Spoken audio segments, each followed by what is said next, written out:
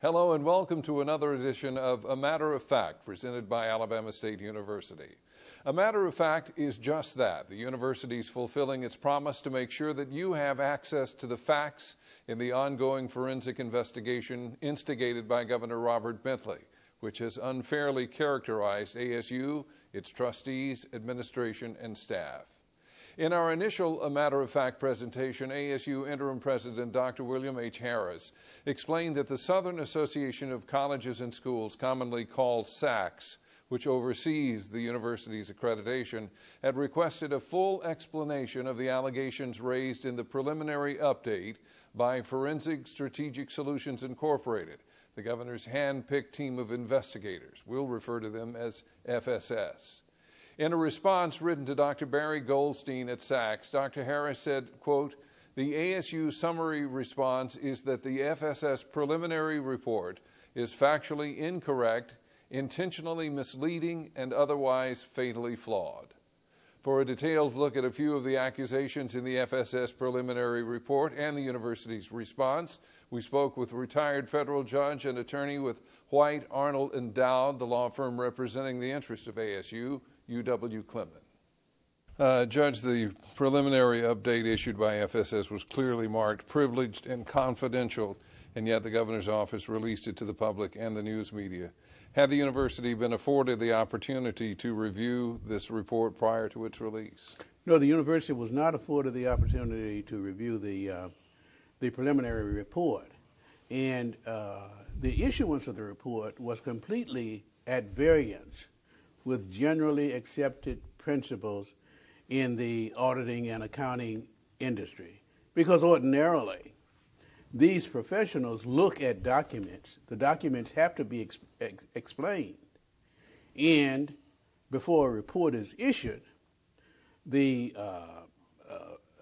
organization is given an opportunity to explain the various documents that have been accumulated by the auditors. FSS also has accused Alabama State and its counsel of hindering the investigation, a charge that you and the university have strongly denied.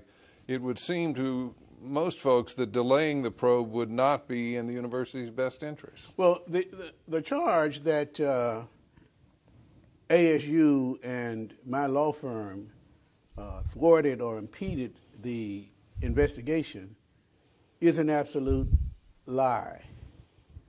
It was in our interest to have the investigation completed as quickly as possible. And therefore, as we received requests from SSS through the governor's lawyer, we responded to those requests in a very hasty fashion. The fact of the matter is that FSS deeply resented ASU's use of a lawyer in responding to various FSS inquiries. And one has to bear in mind that the very purpose of a forensic investigation is to determine whether criminal activity has taken place. That being so, when one is made aware that he or it is being investigated for criminal activity, prudence would indicate that that person should seek the counsel of a lawyer. And that's precisely what happened in this case, and that fact significantly angered, we believe, Rev. Summerford, the principal of FSS. Now, regarding the contracts for construction of the new ASU stadium, Dr. Harris wrote that in his response to SACS that FSS made, and this is a quote, significant conclusive accusations without having seen the contracts, and again a quote, based on no evidence at all. Well, the fact of the matter is that at the time that FSS wrote the preliminary investigation report, it had not even asked for the contracts.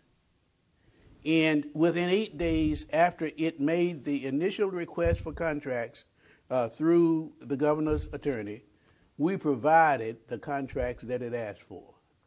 Of course, by that time, FSS had already issued its preliminary update, and in the absence of any factual basis reach the erroneous conclusions that it did.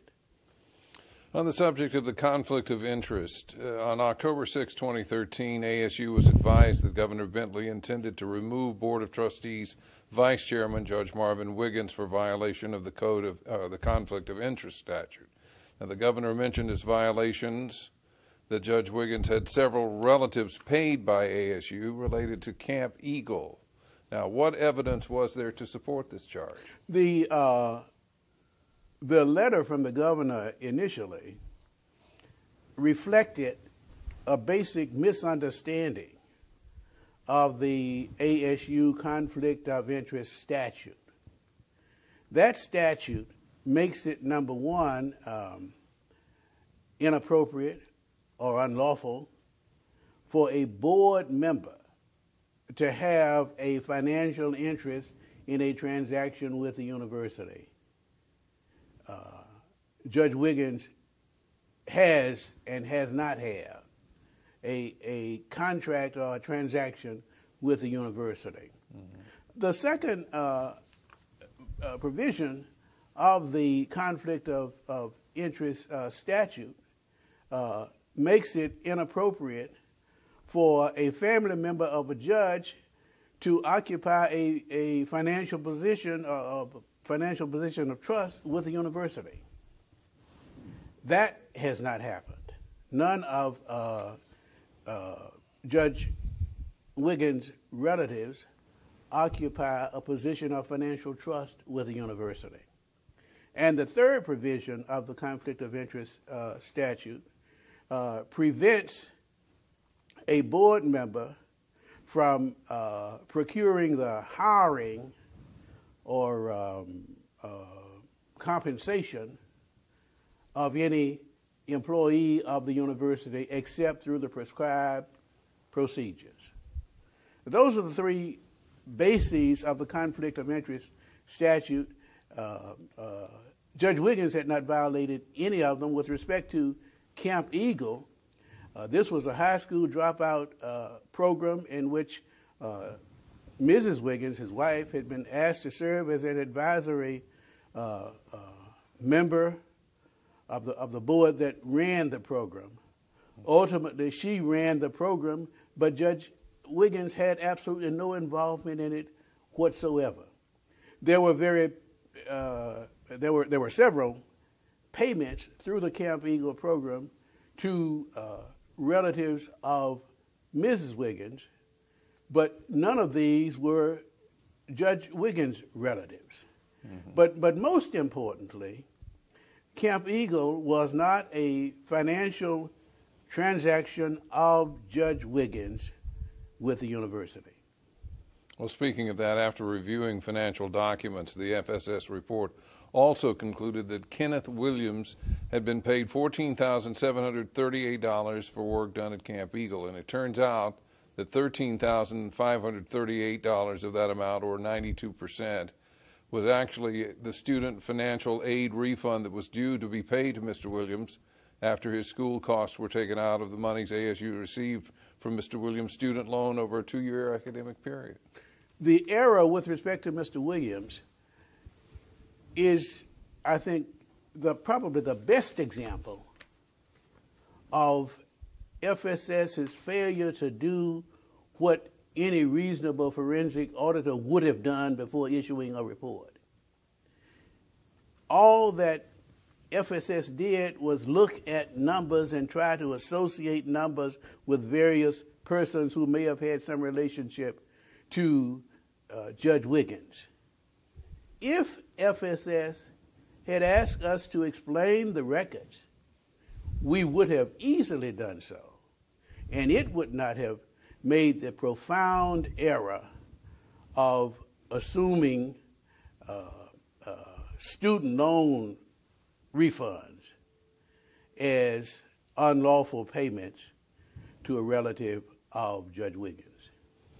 The FSS report also characterized as a violation of the Conflict of Interest statute the fact that Judge Wiggins' sister-in-law, Michelle Crawford, was hired as a professor at ASU. Now, you investigated that hiring process. We certainly did investigate the process and found that, once again, FSS's conclusion was totally baseless. In fact, the professor was interviewed by appropriate members of the department without any contact whatsoever with Judge Wiggins. They interviewed the applicants and reduced the field down to 5 and then to 2. And based on their own criteria and without consulting Judge Wiggins in any respect, they made the offer for employment, and the offer was subsequently accepted. But this was a classic case in which Judge Wiggins had nothing whatever to do with the employment of an in-law, not even through the regular procedure for hiring employees, because he was not even contacted by the committee with respect to the hiring. With respect to the allegation that Judge Wiggins had something to do with the employment of his sister-in-law, the plain fact is that when the president presented to the board prospective employees for employment, Judge Wiggins recused himself from the vote on that issue, so he had no role whatsoever in the employment of his sister-in-law by the university. The report also implicated ASU Board Chairman Elton Dean as having violated the conflict of interest statute involving a business owned by his daughter and son-in-law with contracts with ASU. Well, the report does not say that Chairman Dean was personally involved in a contract with ASU.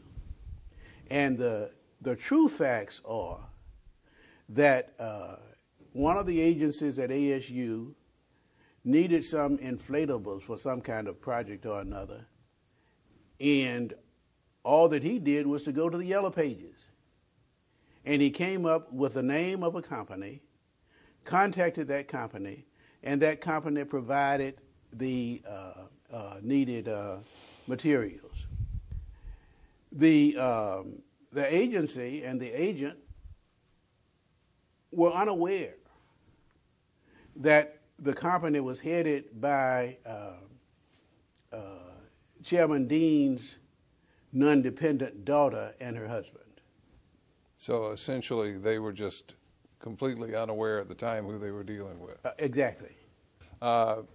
FSS also mentioned another trustee, Dr. Lawrence Lemack, as being associated with organizations that they were concerned about how money flowed back and forth between ASU and these organizations.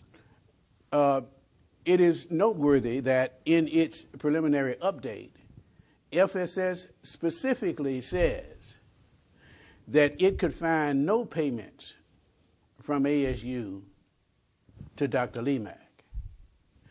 And since that ordinarily should have ended the inquiry, it invented something else. It then goes to two organizations with which Dr. Lemack has a connection: the National Center for Sports Safety and the Alabama Sports Foundation. Both of those are non-profitable, charitable contribution foundations under the Section 503 of the Internal Revenue Code. And what is being said is that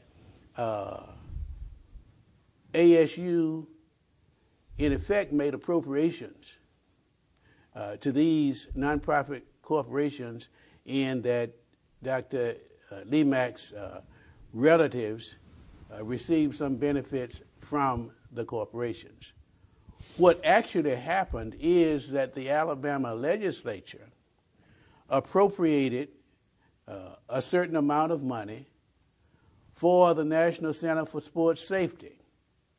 It was, at the time that these appropriations started, a completely respectable and time-honored tradition of pass-throughs.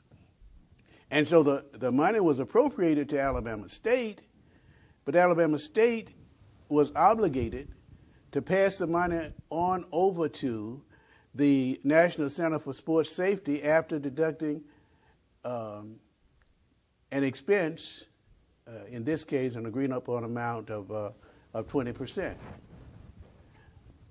Other than that, that money had to go to the National Center for Sports Safety, and Alabama State has absolutely no control over the National Center for Sports Safety. No board members of Alabama State are on that board, and there would be no way under the sun that Alabama State could control how the National Center for Sports Safety handled its business. Secondly, with respect to the Alabama Sports Foundation, incredibly, FSS found that the accounting for ticket sales to the Magic City Classic, the classic rivalry between the football teams of Alabama State University and Alabama A&M University, FSS characterized those as payments of Alabama State to the Alabama Sports Foundation. They were ticket sales. And had FSS done what a reasonable forensic auditor would have done, and that is to talk to the organization being audited before making all of these wild accusations, we wouldn't have these rather strange and grounded statements in the report. Judge Clemon, thank you so much for coming down to talk to us today. We appreciate your insight into this report. It's been my privilege, but you didn't ask me for it, but I'm going to say two other things. Sure, absolutely.